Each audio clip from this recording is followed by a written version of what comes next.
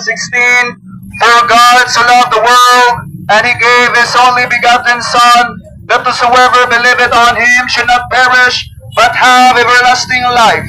Higala ningon ang Biblia, nga tungod sa dakong gugma sa atong Ginoo, diri sa kalibutan, iyang gihatag, iyang buktong ipakatao nga anak, nga mao si Kristo Jesus, ug si bisan kinsa ang mutuo kang Kristo Jesus, dili gayon malaglag nato sa linaw nga kalayo sa impierno, kung dili makabaton og kinabuhing dayon ngadto sa langit. Higala, wala mi moari diri para magwarta, wala mi magwali-wali diri kay binuang lang among giwali, dili na. Higala, nagwali kami sa prisuhan, nagwali kami sa kapulisan nato dito sa Station 5, Station 10, Station 6, Station 3, Cordoba Police Station. Among giwali dito, higala, ang gospel or mayong balita dito sa mga pinalangga nato nga mga pinirisog sa atong kapulisan.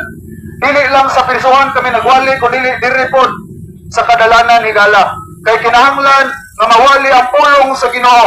Kay ang pulong sa Ginoo mo kani makahatag kanatong kaluwasan. Ano man, the Bible said in 1 John chapter 5 verse 13, For these things have I written unto you that believe on the name of the Son of God, that you may know that you have eternal life.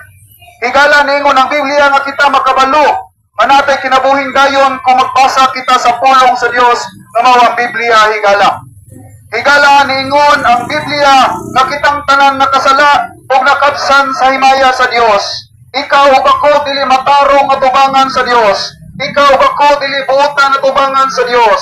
Ikaw ug ako dili mayong tao atubangan sa Dios.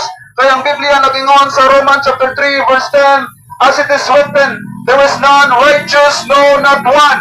Wala ko na mayong tao, walay buotan nga tao, walay matarong nga tao atubangan sa Ginoo. Ikaw ug ako makasasala, ikaw ug ako dili matarong, ikaw ug ako dili buotan, ikaw ug ako dili mayong tao atubangan sa Dios.